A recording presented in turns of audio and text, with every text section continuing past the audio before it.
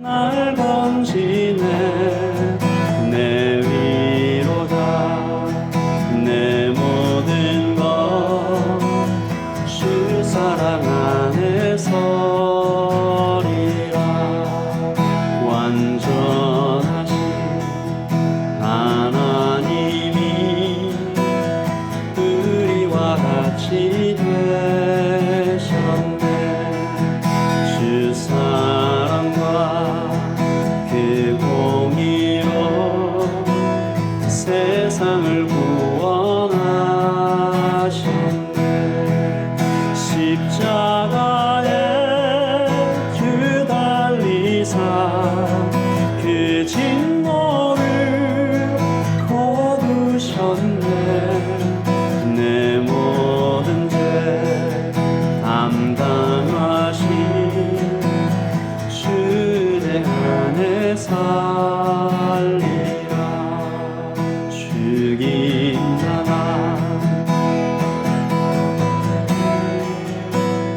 어둠 속에 누이셨네. 영광스러운 그의 날에 무덤에서 부활했네. 승리하신 나는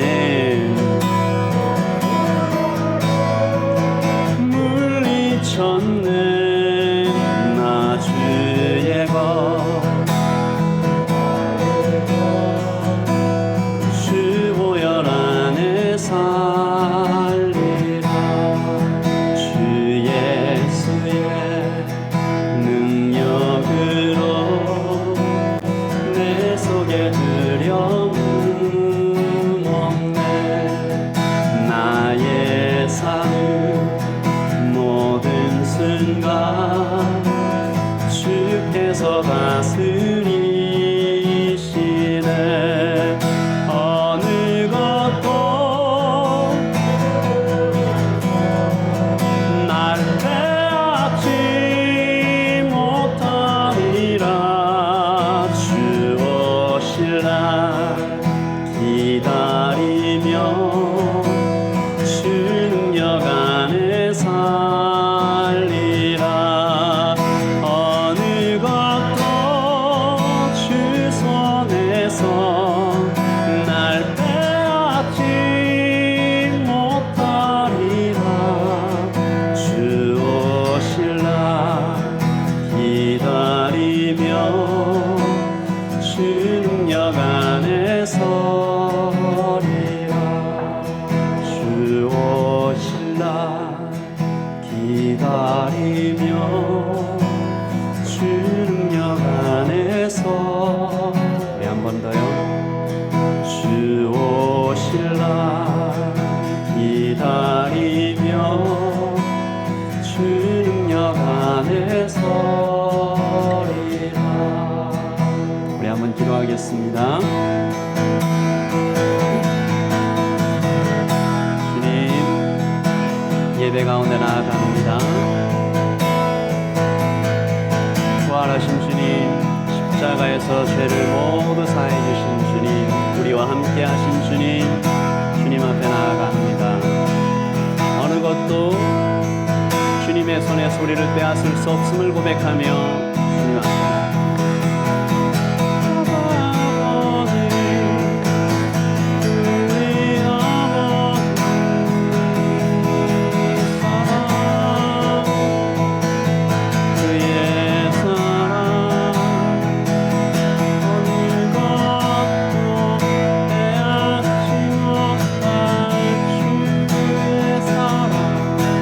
오늘 그 사랑 찬양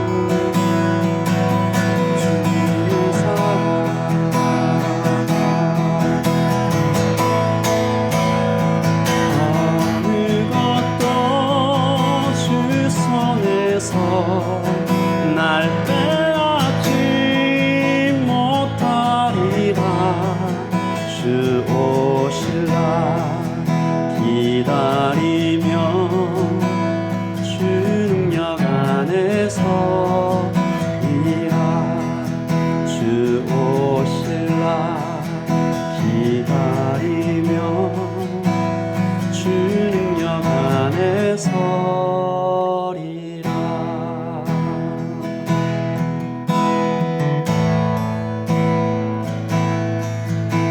주 앞에 엎드려 경배합니다. 오직 주께 주 경배합니다. 다른 신 아니 오직 주께 주 앞에 엎드려 경배합니다. 오직 주께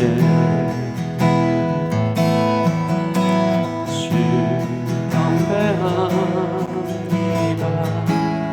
다른 신 아니 오직 주께 나의 모든 일상들 나의 보좌 모두 다 내려놓고 주 앞에 엎드려 경배합니다. 오직 주께 우리 한 번만 더요. 주 앞에 엎드려 경배합니다. 오직 주께 주 경배합니다. 다른 신 아니 오직 주께 나의 모든 일상들 나의 보좌 모두 다 내려놓고 나의 모든 일상들 나의 보좌 모두 다 내려놓고 주 앞에 엎드려 경배합니다. 오직 주께 주 앞에 엎드려 경배합니다. 오직 주께 우리 예배로 나아가면서 우리의 마음을 주님 앞에 온전히 드리며 이 찬양 가사대로 기도하고 계속해서 예배하겠습니다. 기도하겠습니다.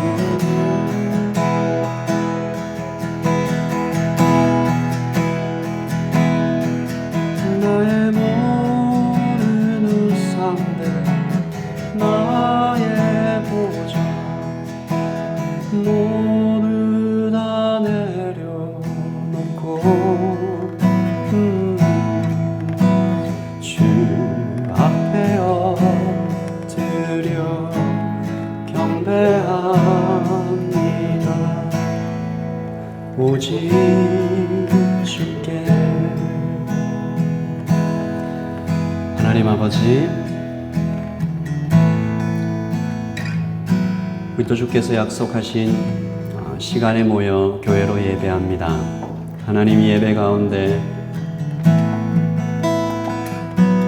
살아계신 우리 주 예수 그리스도를 만나는 누리는 그 앞에 엎드리는 시간 되게 하여 주시고, 예배 가운데 우리 마음 가운데 어떤 우상들이 발견된다면 다 내려놓고, 내가 주인 되었던 것 내려놓고 주님 앞에 나아가는 거룩한 예배, 변화되는 예배, 기쁨의 예배, 깊은 예배, 주님을 만나는 예배 되게 하여 주시옵소서.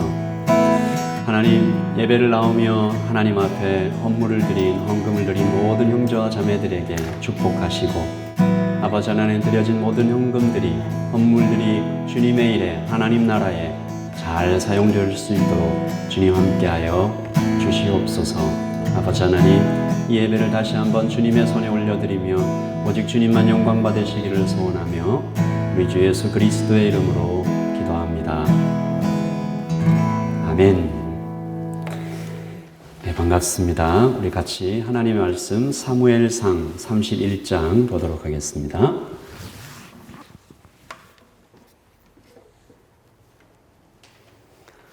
사무엘상 31장 1절부터 7절까지 말씀입니다. 사무엘상 31장 1절부터 7절까지 말씀을 저와 여러분이 교독하도록 하겠습니다. 제가 먼저 1절을 읽겠습니다. 사무엘상 31장 1절입니다. 블레셋 사람들이 이스라엘을 치매 이스라엘 사람들이 블레셋 사람들 앞에서 도망하여 길보아 산에서 엎드려져 죽으니라. 블레셋 사람들이 사울과 그의 아들들을 추격하여 사울의 아들 요나단과 아비나답과 말기수아를 죽이니라. 사울이 패전함에 활 쏘는 자가 따라잡으니 사울이 그 활 쏘는 자에게 중상을 입은지라. 그가 그를 든 자에게 이르되 내 칼을 빼어 그것으로 나를 죽이라. 할례 받지 않은 자들이 와서 나를 찌르고 모욕할까 두려워하노라. 하나 그를 든 자가 심히 두려워하여 감히 행하지 아니하는지라. 이에 사울이 자기의 칼을 뽑아서 그 위에 엎드려지매 무기를 든 자가 사울이 죽음을 보고 자기도 자기 칼 위에 엎드려져 그와 함께 죽으니라. 사울과 그의 아들과 그를 든 자와 그의 모든 사람이 나를 함께 죽었더라. 함께 읽겠습니다. 골짜기 저쪽에 있던 이스라엘 사람과 여단 건너 쪽에 있던 자들이 이스라엘 사람들이 도망한 것과 사울과 그의 아들들이 죽었음을 보고 성읍들을 버리고 도망하매 블레셋 사람들이 이르러 거기에서 사니라. 아멘. 하나님의 말씀입니다. 우리 잠시 한번 더 읽으시면서 묵상하시겠습니다.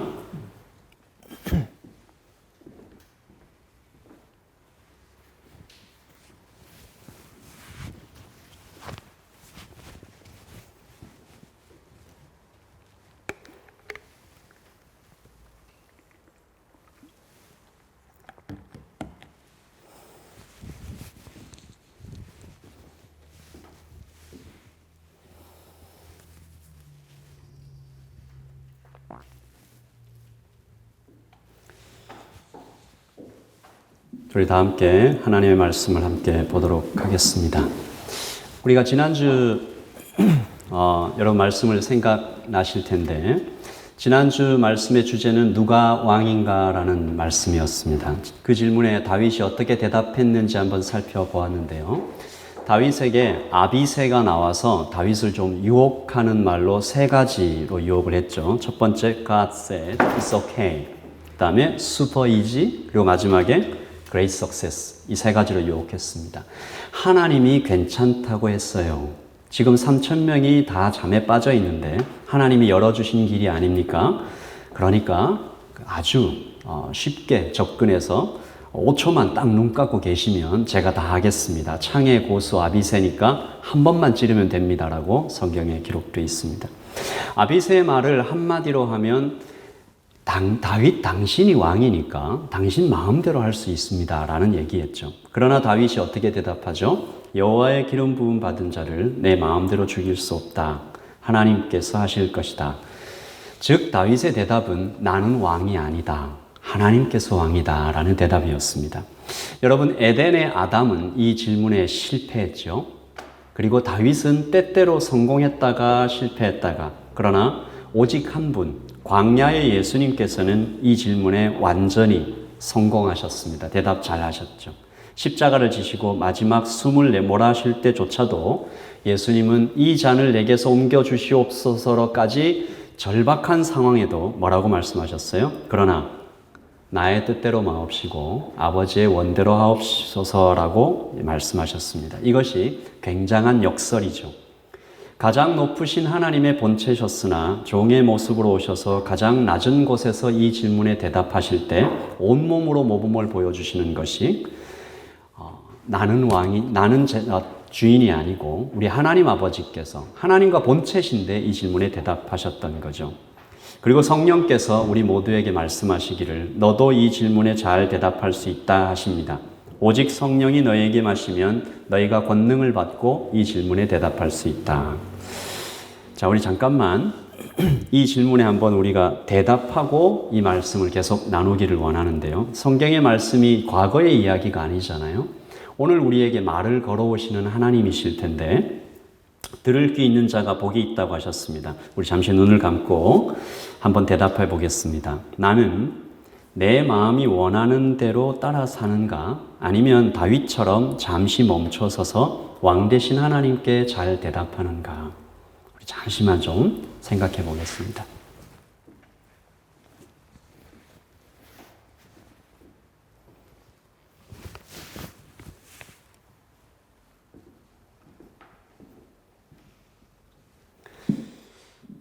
제가 한 번 더 기도하고 계속 말씀을 나누겠습니다. 하나님, 성령께서 은혜 주셔서 이 라이트 처치 모든 성도님들의 삶이 매 순간 하나님을 왕으로 인정하며 나아가는 삶 될 수 있도록 주님 인도하여 주시옵소서. 아버지 하나님, 우리 인생의 때때로 유혹이 참 많고 내가 왕이고 싶은, 내가 주인이고 싶은, 내 마음대로 결정하고 싶은, 내가 통제하고 싶은 여러 욕구들이 있습니다. 그러나 우리가 교회를 함께 시작하며 이 라이트 처치의 비전처럼, 가치처럼, 목회 철학처럼 하나님 로드십, 예수님을 주인으로 모시는 교회 되고 가정 되고 개인이 되게 하여 주시옵소서. 예수님의 이름으로 기도합니다. 아멘. 제가 좀 양복 입으려고 했는데 너무 더워가지고 다시 벗었습니다. 좀 양해를 해주시기 바랍니다. 오늘 이제 말씀으로 좀 들어가 보려고 하는데요. 원하는 것을 선택하며 살았던 사울의 마지막을 오늘 말씀에서 기록하고 있죠. 철저하게 이게 몰락하는 사울인데요. 이 사울의 마지막을 좀 지켜보면서 반면 교사를 좀 삼을까 합니다. 자신뿐만이 아니라 가문 전체가 완전히 다 몰락해버린 사울 자기도 죽었고요. 아들들도 죽었고요. 함께 있던 모든 자들이 다 죽었다라고 되어 있습니다. 그리고 오늘 말씀 7절을 다시 한번 보십니다. 골짜기 저쪽에 있는 이스라엘 사람과 요단 건너쪽에 있는 자들이 이스라엘 사람들이 도망한 것과 사울과 그의 아들이 죽었음을 보고 성읍들을 버리고 도망하며 블레셋 사람들이 일어서 거기에서 사니라. 이게 무슨 얘기인가 하면 사울의 죽음을 본 이스라엘 사람들이 왕이 죽었으니까, 리더가 죽었으니까 뿔뿔이 흩어져 버린 것입니다. 도망이 가버렸죠. 마을을 다 버리고, 여러분 자기 살던 마을을 버리고 도망갈 때 그냥 갔겠어요? 슬피 울며 가슴이 완전히 낭망하며 도망갔겠죠. 그 자리에 누가 들어왔다고요? 블레셋 사람들이 들어왔습니다. 땅을 빼앗긴 것입니다. 성을 빼앗긴 거죠. 도시를 빼앗긴 거예요. 이 땅이 어떻게 정복한 땅이죠? 여호수아와 그 백성들이 요단강을 건너서 피땀 흘리면서 이렇게 얻어놓은 땅인데 한순간에 다 뺏겨버렸죠. 여러분, 우리 인생을 통해서 잘 알고 계실 것입니다. 언제나 쌓는 것은 어렵지만 무너뜨리는 것은 금방입니다. 그런 것이죠. 오늘 사울이 이렇게 총체적으로 몰락하는 것을 우리가 보는데 본인 죽고 가족과 친구, 부하들 다 죽게 만들고 온 나라를 위기에 빠뜨리고 땅도 뺏겼다. 그리고 무엇보다 이 사울의 이름이 수치스러운 이름으로 역사에 남아 있습니다.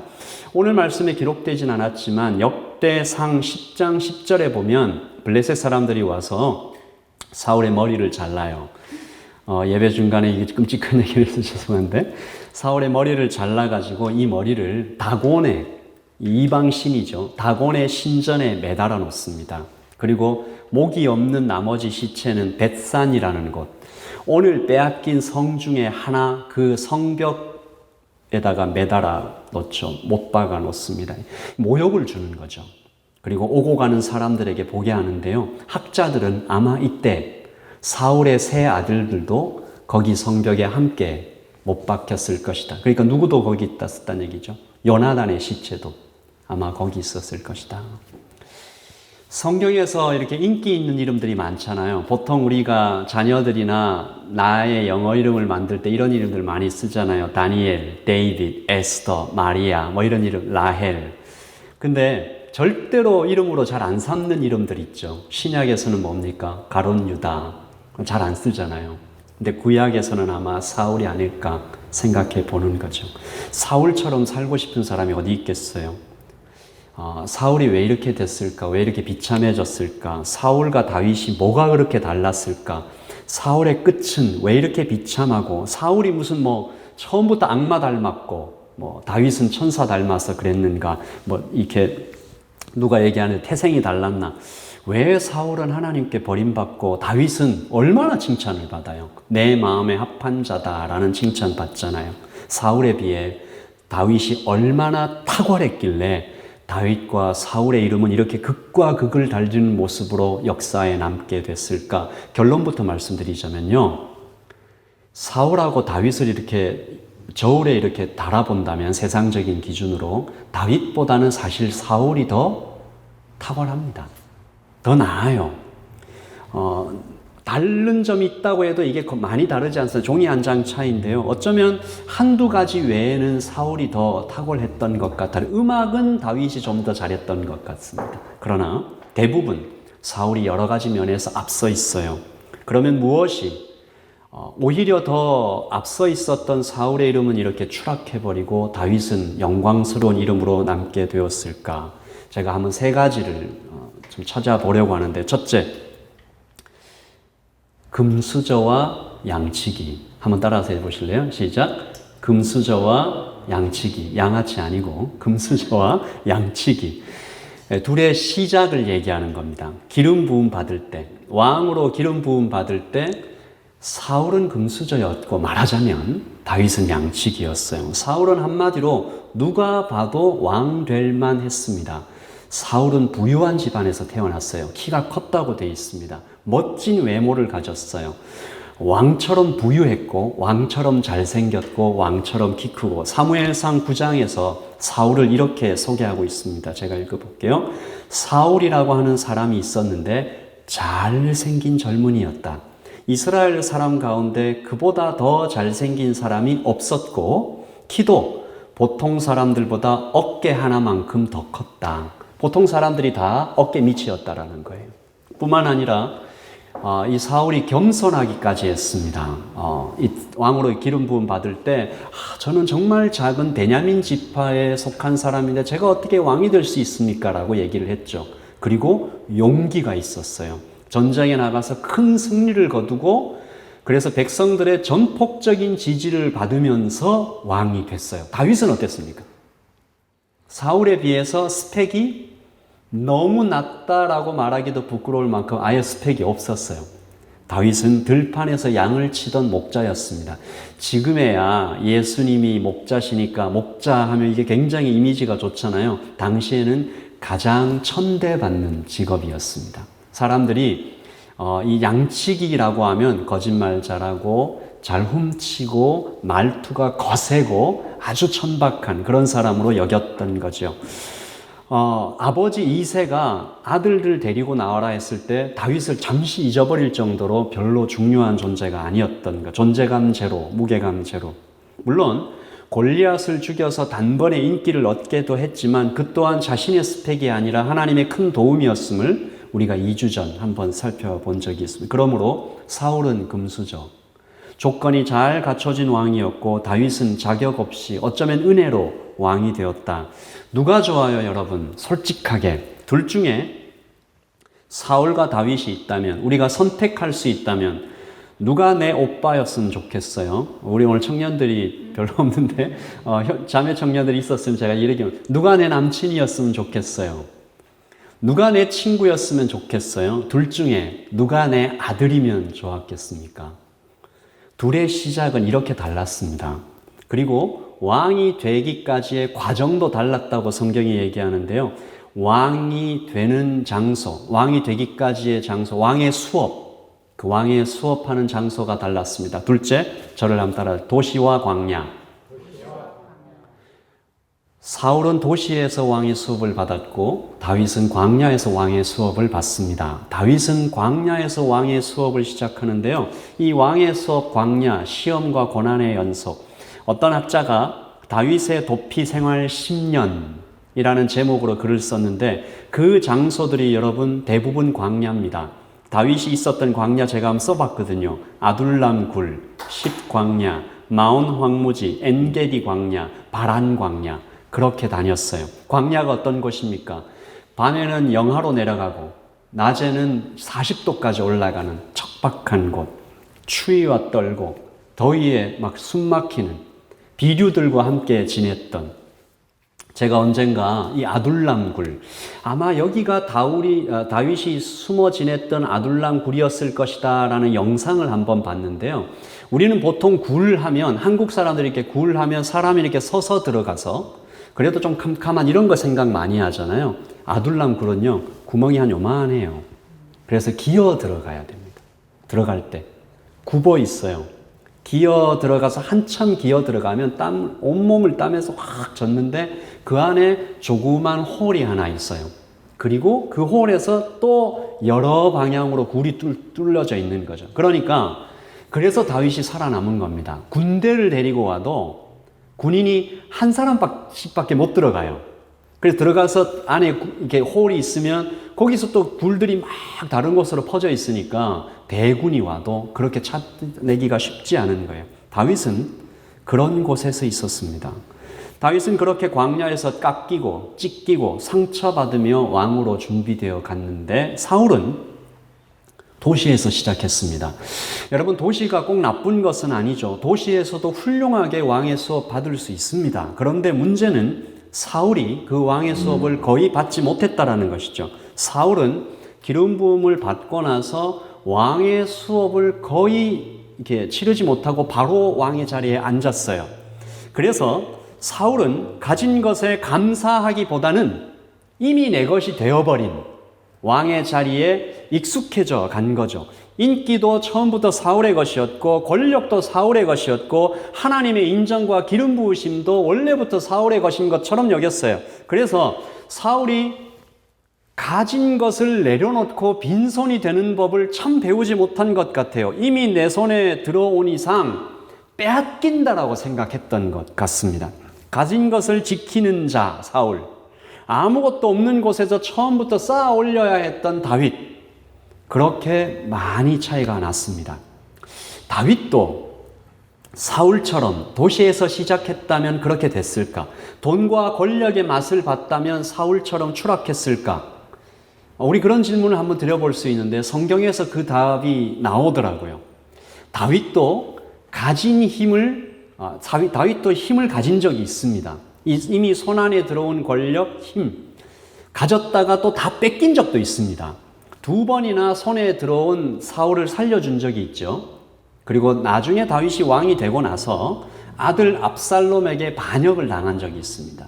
아들이 아버지 목숨을 노리고 달려들잖아요. 그 압살롬을 다윗이 용서하는데 사무엘하 18장 5절에 이렇게 얘기합니다. 왕이 요압과 아비새와 이때에게 명령을 내렸습니다. 나를 봐서라도 어린 압살롬을 너그럽게 대해 주십시오. 어린 압살롬 아니고요. 칼 들고 들어와서 다윗을 죽이려고 했던 그런 압살롬입니다. 그런데 용서해 주십시오. 이때 다윗이 참 예수님처럼 한 것 같아요. 칼과 창을 앞세워서 자신을 잡으러 온 그 로마 군사들을 용서해 주시고 베드로가 칼을 들어서 말고의 귀를 자르니까 이렇게 얘기하시죠. 예수께서 이르시되 내 칼을 도로 칼집에 꽂으라. 칼을 가지는 자는 다 칼로 망한다. 너는 내가 여러분 이 말씀 잘 들어보십시오. 너는 내가 내 아버지께 구하여 지금 12군단 더 되는 천사를 보내시게 할 수 없는 줄로 아느냐. 예수님은 그만한 힘이 있었다라는 거죠. 지금 당장 이 로마의 군사들을 다 쓸어버릴 정도의 힘을 가지고 있었지만 쓰지 않는 겁니다. 그리고 예수님께서 자신을 못 받고 조롱하는 그 무리들을 위해서 기도하시죠. 아버지, 저들을 용서해 주십시오. 저들은 자기들이 하는 것을 알지 못합니다. 이 기도가 다윗이 자기 아들 압살롬을 위해서 했던 말과 거의 같지 않습니까? 힘이 없어서 못 쓰는 것 아니고 힘이 있어도 쓰지 않는 다윗. 힘이 있다고 마구 쓰지 않는 다윗. 오히려 그 힘을 내어주고 용서하고 낮아지는 다윗을 우리는 성경에서 찾아볼 수가 있습니다. 그 왕의 수업. 그러므로 오늘 우리가 거주하고 있는 것이 나의 삶이 도시 같은가 광야 같은가 한번 생각해 보기를 원합니다. 그리고 또 질문을 바꿔서 우리 아까 다윗과 사울 중에 누가 내 친구였으면 좋겠는가 질문에 대답했었는데요. 여러분은 도시에서 시작하고 싶으세요? 광야에서 시작하고 싶으세요? 여러분은 이미 주어진 힘을 가지고 왕의 자리에서 바로 시작하고 싶으십니까? 아니면 지금처럼 우리 라이트 처치처럼 아주 바닥에서부터 이렇게 쌓아 올려가면서 그렇게 여러분의 인생을 쌓고 싶으십니까? 여러분의 인생은 어떤 모습이길 원하세요? 우리가 이 질문에 대답하는 오늘이 되었으면 좋겠고, 마지막 세 번째, 저를 한번 따라서 해주십시오. 딴청과 경청. 딴청과 경청. 경청이 무슨 말이에요? 상대방의 말을 주의 깊게 진지하게 마음을 다해 듣는다라는 거죠. 스티븐 콥이라는 유명한 경영 코치가 이 사람들이 듣기는 듣는데 경청하지 않는다. 그래서 들을 때 5가지의 단계가 있다고 합니다. 그래서 가장 낮은 단계부터 제가 얘기해 볼게요. 대화를 하긴 하는데 상대방 말은 듣지 않고 내 얘기만 하는. 두 번째, 듣는 척만 하는 들음. 세 번째, 관심 있는 것만 선택적으로 듣는 사람. 네 번째, 집중해서 듣는. 그리고 마지막 5번째가 경청이라고 할 수 있는데 상대방의 감정까지 헤아려주는 공감적인 들음. 여러분, 첫 번째, 상대방 말은 무시하는 것과 그리고 세 번째, 관심 있는 것만 선택적으로 듣는 것은 듣는다고 할 수가 없죠. 그래서 제가 1번부터 3번까지를 경청의 반대말로 딴청이라고 이름 지어 봤습니다. 자꾸 다른 말을 하고 하나님 말씀을 제대로 안 듣는다. 이거를 말씀 딴청이라고 제가 이름 지어 봤는데 사울이 바로 그랬습니다. 하나님 말씀 딴청. 말씀 딴청꾼. 처음부터 그랬던 건 아니에요. 말씀드렸던 것처럼 처음엔 참 겸손했습니다. 하나님께 진지하게 물었어요. 귀를 기울였어요. 사울도 경청했었습니다. 그런데 언제부턴가 자꾸 딴청을 피우는데요. 여러 가지 이유가 있겠지만 그가 광야에서 왕의 수업을 경험해 보지 못했기 때문에 처음부터 도시에서 시작해서 왕의 수업을 받지 못해서 일찍부터 손에 들어온 왕의 힘에 삼켜져 있으니까 아마 딴청꾼이 아마 그랬을 것 같습니다. 내 말 한마디에 척척 움직이는 백성과 관리들, 군인들. 여러분, 서 있는 곳이 달라지면 풍경도 달라진다라는 말이 있는데요. 한번 손에 들어온 달콤한 힘에 사울이 점점 빠져들어간 것 같아요. 그래서 사울의 딴청은 사실은 다른 것에 대한 경청이었습니다. 하나님이 아닌 다른 것에 경청한 거죠. 그는 처음에는 칼과 힘을 경청했습니다. 그리고 조금 있다가 인기 있는 사람들의 말에 경청하다가 나중에는 무당에게까지 찾아가서 지혜와 힘을 구하죠. 잠언에 이런 말씀이 있습니다. 잠언 9장 10절을 제가 읽습니다. 여호와를 경외하는 것이 지혜의 근본이요 거룩하신 자를 아는 것이 명철이니라. 하나님을 두려워한다. 하나님 앞에서 잘 예배한다라는 것은 곧 하나님의 말씀을 경청하는 것입니다. 그러면 우리의 인생에서 지혜와 명철을 얻는 거죠. 그러므로 사울은 번지수를 정말로 잘못 찾은 것입니다. 우리 오늘 라이트 처치의 성도 여러분들도 경청하시기를 예수님의 이름으로 축복합니다. 진짜 지혜, 진짜 힘, 진짜 사랑, 진짜 평화가 어디에 있는지 정말로 제대로 알면 하나님 말씀을 경청하지 않을 수가 없는 거죠. 우리가 이번 주부터 이렇게 묵상하게 될 시편 말씀에도 보면 우리 화요일 날 시편 말씀을 여러분이 묵상하시게 될 텐데 하나님이 얼마나 아름다운지 막 경탄하는 시편 84편에 그런 고백들이 있어요. 와, 하나님을 제대로 알면 사랑하지 않을 수가 없구나. 여러분, 다윗도 실수합니다. 인생에서 자꾸 실수하죠. 뭐 이것 들었다가 저것 들었다 분노도 했다가 여러분 사무엘 하에 나오지만 다윗이 이렇게 정말 밧세바에게 이렇게 막 유혹되기도 하고 하잖아요. 그런데 다시 돌아옵니다. 다시 돌아와요. 그러니까 딴청을 했다가도 자꾸만 다시 돌아오는 게 다윗의 힘이었다면 사울은 그냥 계속 가버리는 거죠. 세 가지. 변두리의 양치기, 그리고 광야의 고난, 그리고 경청. 이것이 다윗이 가지고 있었던 힘이었습니다. 다윗의 자세였어요. 다시 한번요. 변두리의 양치기, 광야의 고난, 그리고 경청. 여러분이 이 세 가지 단어를 들으면 또 누가 떠올라요? 변두리의 양치기, 광야의 고난, 그리고 경청. 우리 예수님 떠오르지 않습니까? 예수님도 변두리의 양치기처럼 무시당하면서 그 왕의 사역을 시작하지 않으셨어요?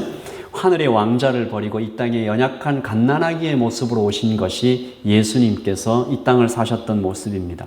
그리고 인생 사시면서 얼마나 무시당하셨는지 몰라요.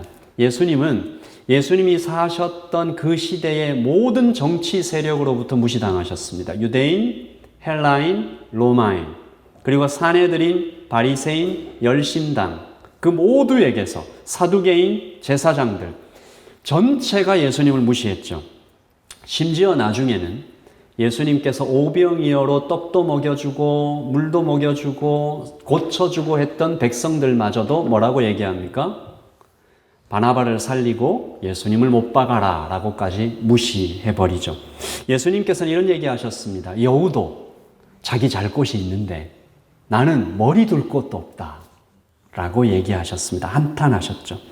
예수님이 광야의 고난을 당하셨습니다. 물 한 모금 먹지 못하는 40일간의 광야의 고난, 그 한마디로 죽음 직전을 뜻하죠. 예수님이 무슨 초인이 아니셨잖아요. 예수님 그냥 사람이셨어요.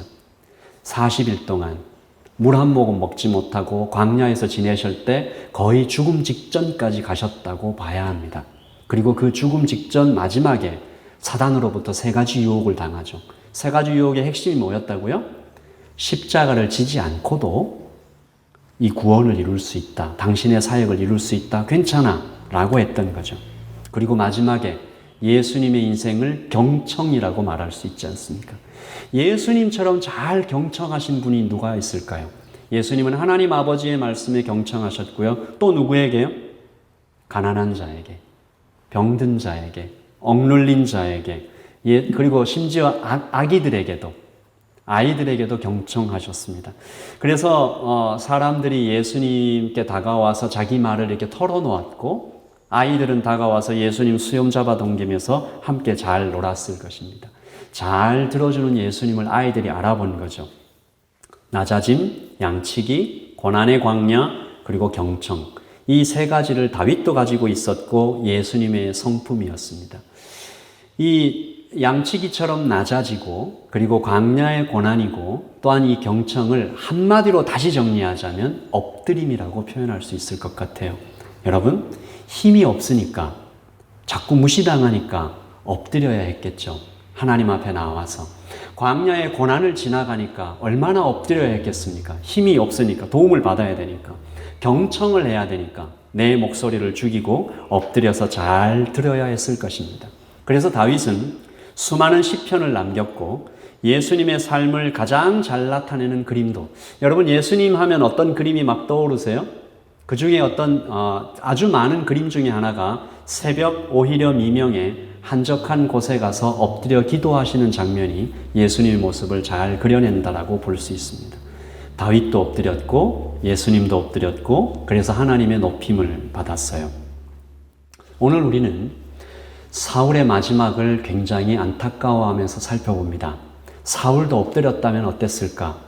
더 멀리 가기 전에, 더 굳어버리기 전에 아주 단순하게 엎드려서 하나님께 안겼다면 어땠을까? 그냥 펑펑 울기라도 하면서 나 좀 살려달라고 아주 솔직하게 하나님께 나왔으면 어땠을까? 다윗에 대해서 사울이 그냥 솔직하게 하나님 앞에 나와서 하나님, 다윗 미워 죽겠습니다. 질투가 납니다. 나는 뭐냐고? 나는 왜 이렇게 인기가 없습니까?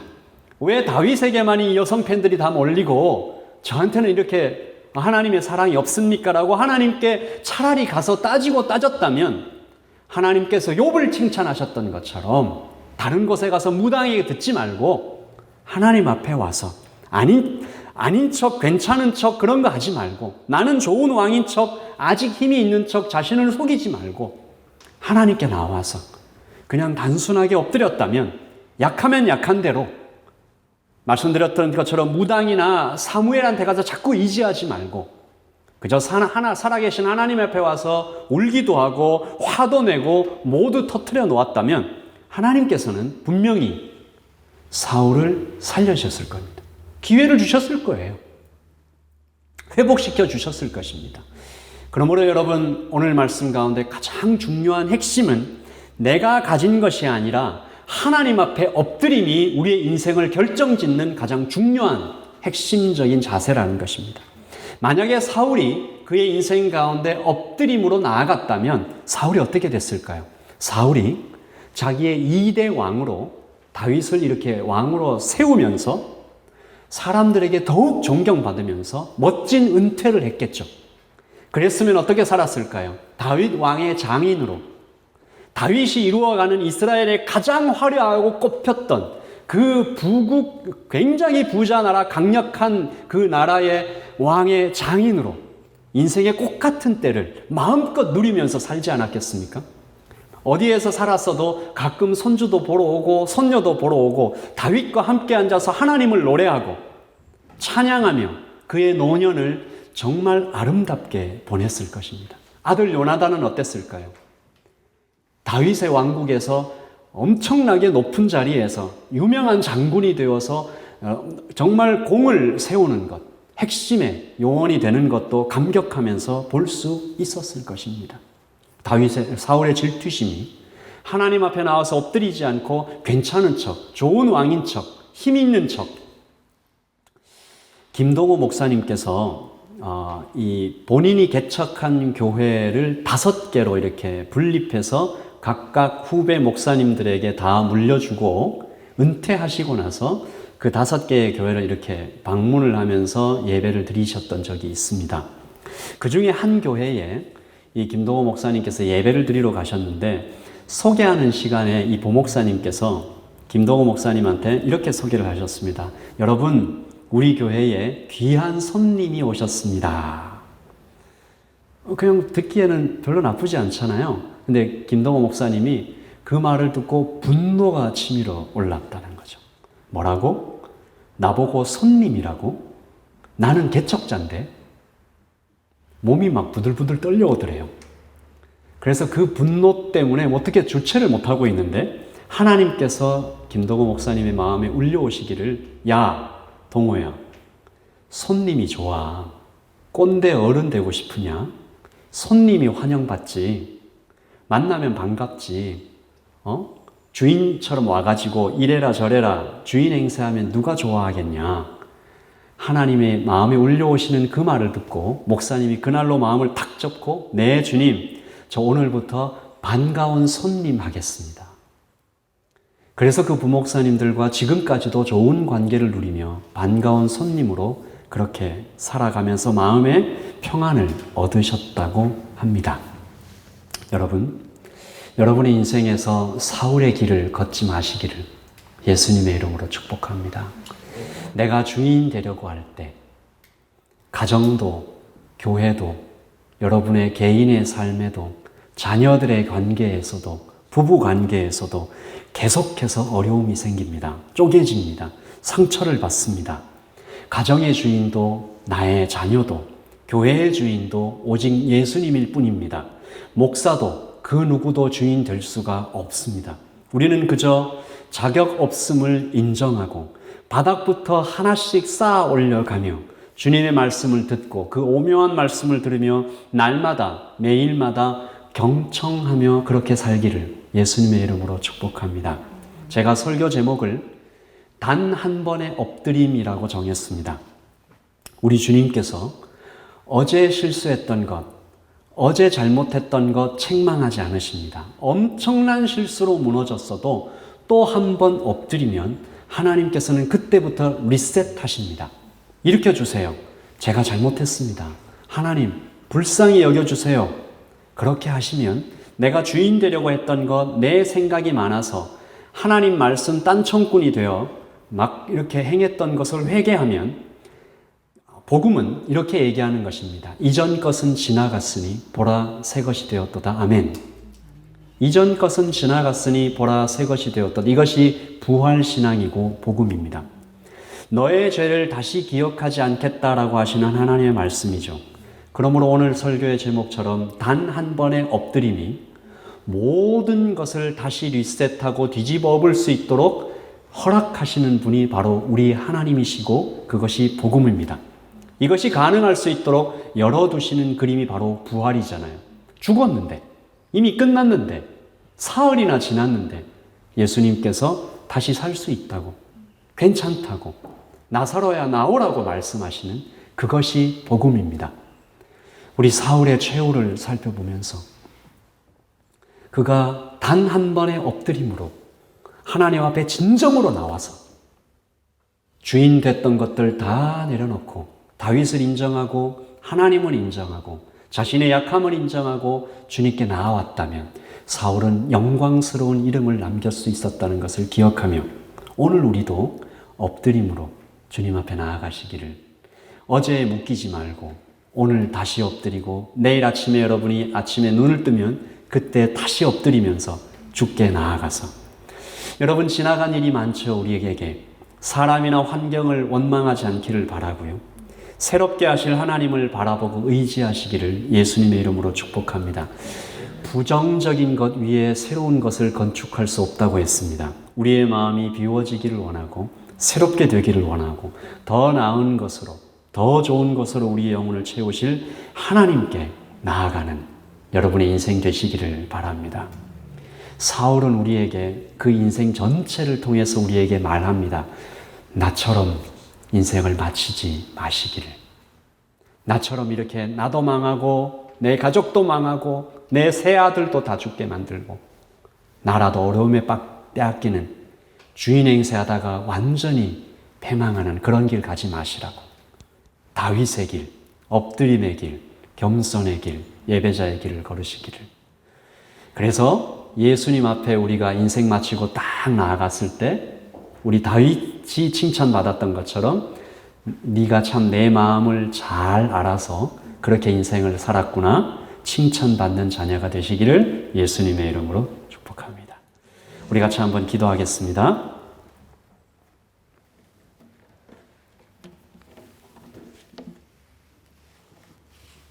우리 시간 기도하실 때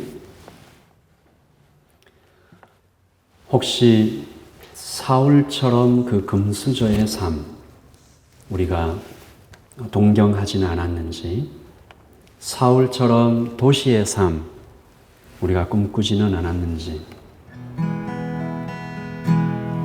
하나님 말씀이 아닌 다른 것을 경청하지는 않았는지, 그래서 말씀 딴청꾼이 되어버리지는 않았는지, 우리 하나님 앞에 사울의 삶과 다윗의 삶을 통해 우리에게 말씀하시는 하나님을 듣기 원합니다. 우리 잠시 묵상하시죠.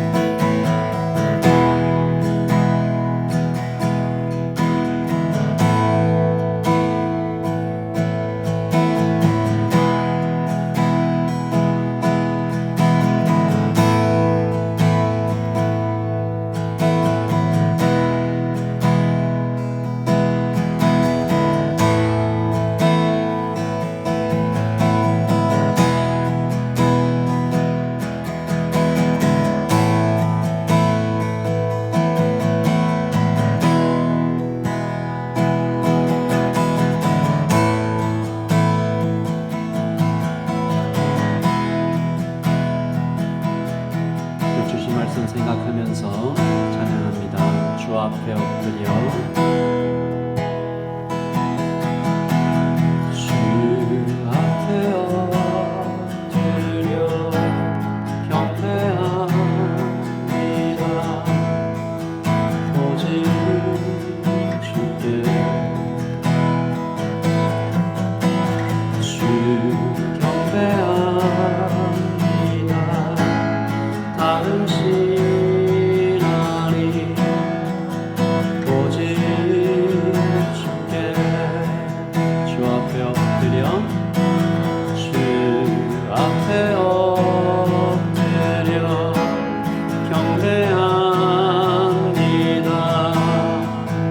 오직 주께 주 경배합니다. 다른 신앙이 오직 주께 나의 모든 우상들 나의 보다 모두 다 내려놓고 주 앞에 엎드려 경배합니다. 오직 주께 나의 모든 우상들 나의 보다 모두 다 내려놓고 주 앞에 엎드려 경배합니다. 오직 주께 주 앞에 엎드려 경배합니다. 오직 주께 우리 한 번 더 기도하겠습니다. 단 한 번의 엎드림으로 부활케 하시고 회복케 하신 하나님 앞에 나아가서 하나님 어제의 일을 잊고 하나님 앞에 새롭게 시작하는 라이트 처치가 되게 하시고 우리가 되게 하시고 오클랜드가 되게 하시고 이 땅의 모든 교회가 되게 하여 주셔서 하나님 나라 이룰 때까지 완성될 때까지 주님 앞에 나아가서 날마다 엎드리고 경청하는 우리가 되게 해달라고 우리 같이 기도하겠습니다.